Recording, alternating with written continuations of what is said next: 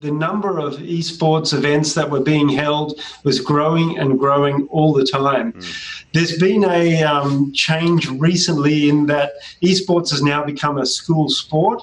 So there are clubs and teams associated with high schools. I haven't seen anything in primary schools, but definitely in high schools, it's something that is being organised. In Queensland, there's a new tournament that's being just set up recently for esports. So it's only continuing to grow.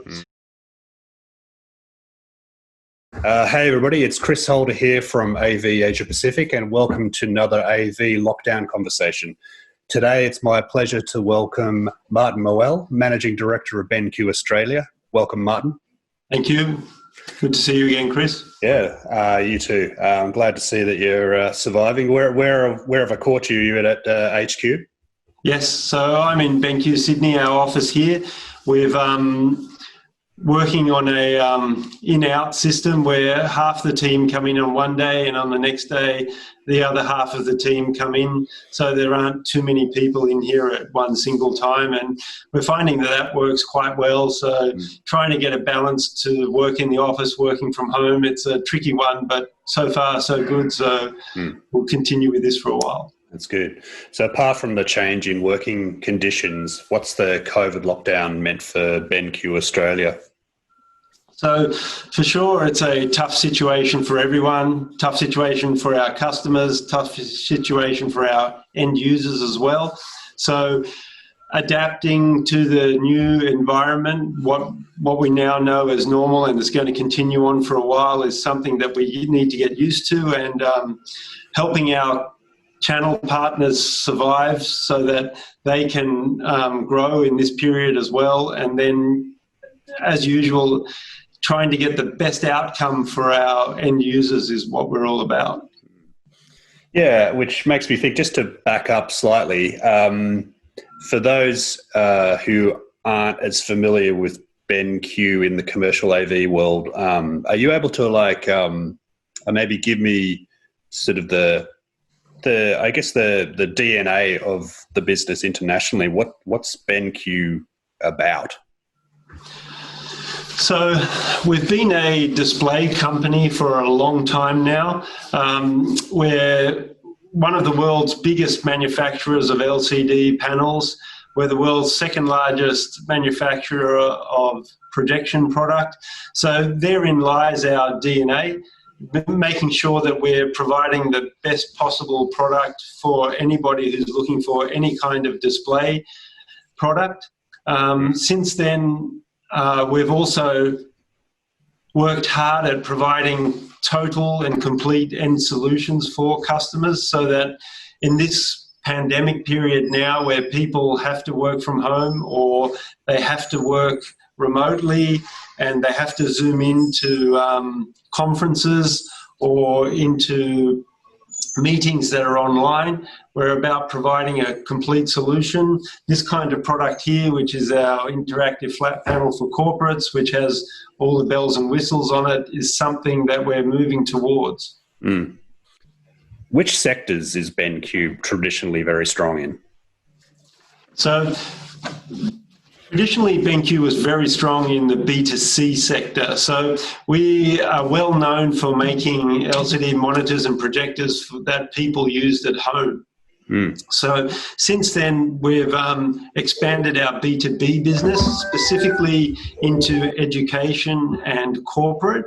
So we are a very active supplier into K-12 schools for our interactive flat panels. And now, as businesses take up and embrace the technology because of the changes in our working environments these days, we've moved into that space as well. Gotcha.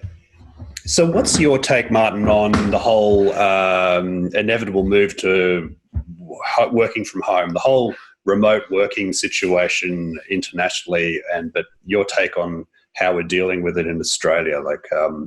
I guess, what are some of the pain points that you're seeing, and what are maybe some of the successful ways that business has been dealing with it?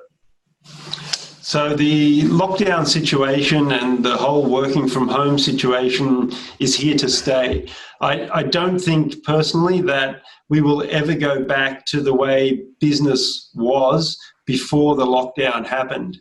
So by that I mean that some companies have publicly announced that they're going to encourage or even force workers to work from home permanently. And there are many benefits in that area. I feel that there still needs to be a certain part of a normal business requiring companies to have employees work in the office. It encompasses both performance, doing normal work, and then having training as well. So it's very difficult to train employees or to mentor employees or get employees to go to the next level if they're not in your working environment. Another part of that is education. So education, whether it's K-12 or tertiary education, is adapting quite well to remote teaching and learning as well. There are some schools which really require students to come in all the time, and that won't change, I don't think. But having schools enabled with technology to be able to revert back to distance learning if it's required due to the pandemic is something that everybody needs to be aware of. And for sure, we're changing our products and we're changing our offerings to help schools become empowered to be able to do that. Okay, so are you able, as like a company that turns over $22 billion US and has 100,000 employees, able to like sort of move the aircraft carrier that quickly to be able to adapt? Yeah, so our ship is quite big, and for sure we try to be as agile as we can, and the ship turns slowly in some cases, it turns faster in other cases. We're lucky because a lot of our product is and always has been focused on healthcare. So our healthcare aspect has been in process for a long time, and we have been able to move faster in that field to be able to adapt even faster. Okay. So would that, I guess, describe the smart projector offering of this year? Like it feels like a product very much of its time. Smart projector is a natural extension of what we've been doing with other products already. And it was very easy for us to adapt the hardware and software of projector to meet the requirement to become a true smart projector product. Projection was a category that's lagged behind traditionally because it's a well-established and relatively old technology that wasn't brought up to speed. But I guess rather than you offering this product that, you know, for people who don't know, is like it's a self-contained product, sort of similar to a commercial smart TV, but it's a projector. It's got a system on a chip. You can do VC from the projector. But I guess rather than say, hey, we've got a projector and we can make this product and here you go, it's like, it feels to me that BenQ must have looked at the home office and said, well, how are people working at home? How could they be working better? Like, does BenQ sort of have a view on how successful the home office is and how it can be improved? So the home office, especially in Australia, is something that's quite new. And although there was some percentage of the workforce working from home, it's nothing like the numbers that we have now. So the uptake in the traditional LCD monitor was quite marked when the COVID lockdown situation happened. So adapting our projectors to be able to give end users a different experience at home was quite easy for us. So in a smart projector, we've incorporated Wi-Fi as built in, Bluetooth is built in, the Android operating system is built in, a hard disk is built in, and other features as well. So bundling the product together with a webcam was quite easy. And what it's enabled is end users to work from home, have a projection unit that they can use for Zoom meetings or something like that, experience a much more immersive environment with projection. And then secondly, they can also use that high-definition projection product for entertainment uses later, so that if they want to watch a movie in 1080p with their family or something like that, they can repurpose the product after hours as well. Yep. Yep. Yeah. You mentioned the education sector. What are BenQ's, I guess, view on, similar question to what I asked you about the home office, but where are the pain points now? Like, what's your view on how successfully we're doing remote learning? So for sure, we see teachers as absolute heroes out there, because they're the people who suffer most when we talk about working from home.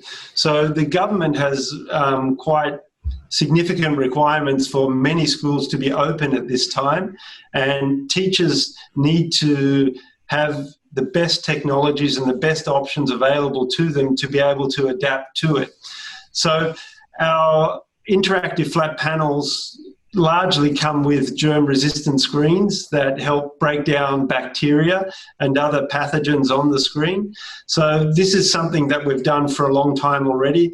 For sure, we had, as in our LCD monitor, we had eye care features built in for many years already, and we were the market leaders in that, in terms of having the best features and being first to market with that. But teachers need to be able to conduct lessons using our technology. We've, from day one, enabled teachers to record sessions that they're doing with their IFPs and that kind of product. Now switching that technology and enabling projection to be able to do that as well should see teachers in a much, much better position to be able to adapt to this kind of changing environment. So, Martin, you're standing in front of a Duo board now, which is a brand new product, and you've recently released a new version of the InstaShow. So what's BenQ's kind of take on what a huddle space or meeting room looks like in 2020? So the heart of any meeting is the display product. People need to see how and what is being presented. The big change that's happened is it used to be one-to-many, meaning that you used to have one presenter and it was a top-down message that was delivered to the audience with very little or even no interaction from anybody. What we see as the big change is that the way meetings are being conducted has adapted to the fact that instead of being a one-to-many message, collaboration is being actively encouraged. So being able to collaborate seamlessly and effectively so that everyone's opinion can be heard and people can contribute to the meeting outcome is very important. So our technologies enable people to log on to screens like this remotely, or they can log on within the meeting room itself. So to enable someone to log on in the meeting room itself in the past has meant that people needed to have software or network permission to be able to join. So with our new InstaShow product, we've enabled people to join without having to install software, without having to go through network protocols. It's just a simple connection with the touch of a button. Then if they're in the same meeting room, they can join.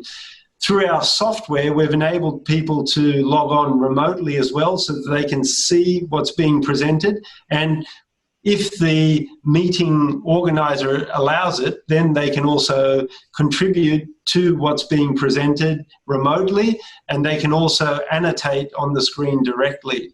So this is the really simple explanation to what we're doing. Of course, it's quite complicated in the background.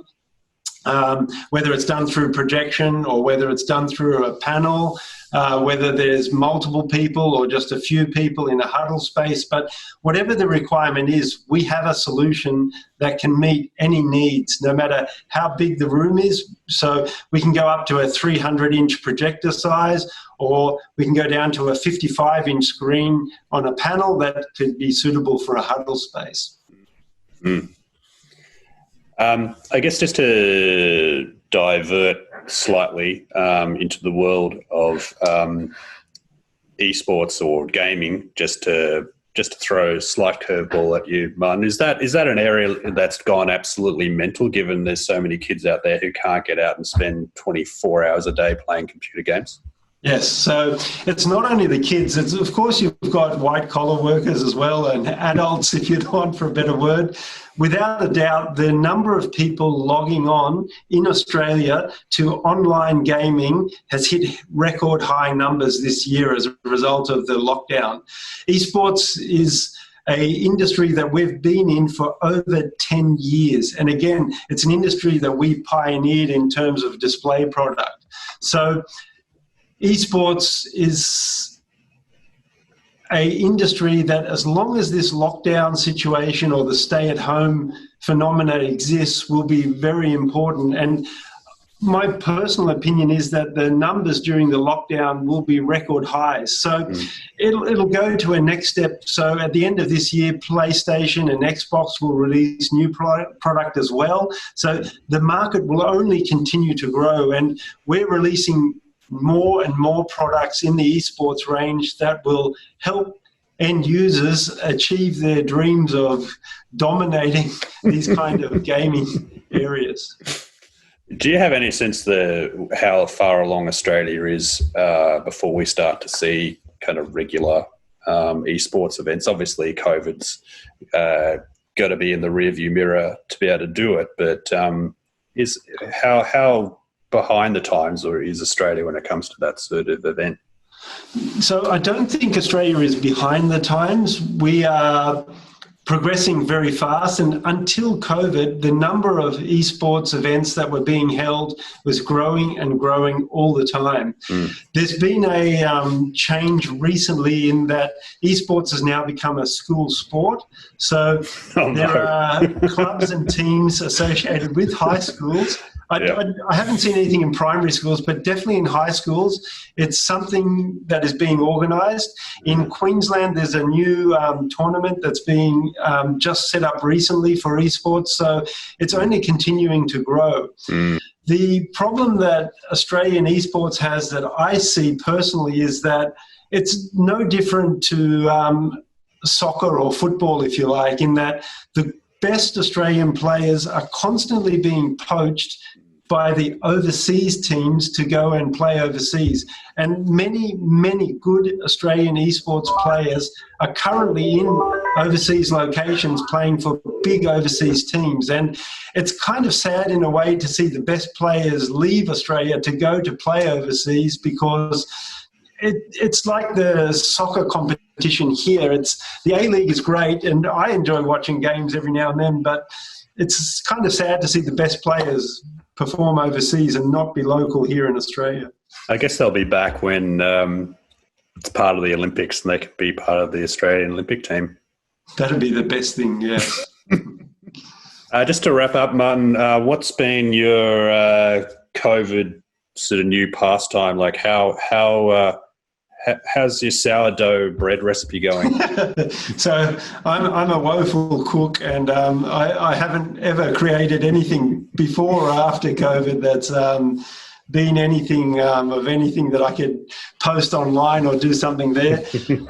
For sure, I've personally been able to benefit in connecting with my family a lot better. I see a lot more of my children and my wife than I did beforehand.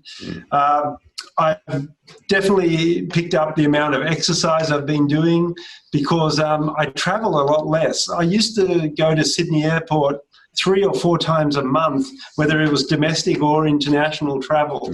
And I don't miss the early starts, or I don't miss the overnight flights or the jet lag that's associated with that. So for sure, I feel healthier.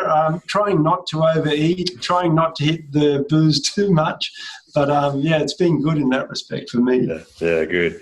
Well, thanks for getting on the line and giving me your thoughts on what we're going through and what BenQ's got in response. I very much appreciate it. Good luck, personally and commercially.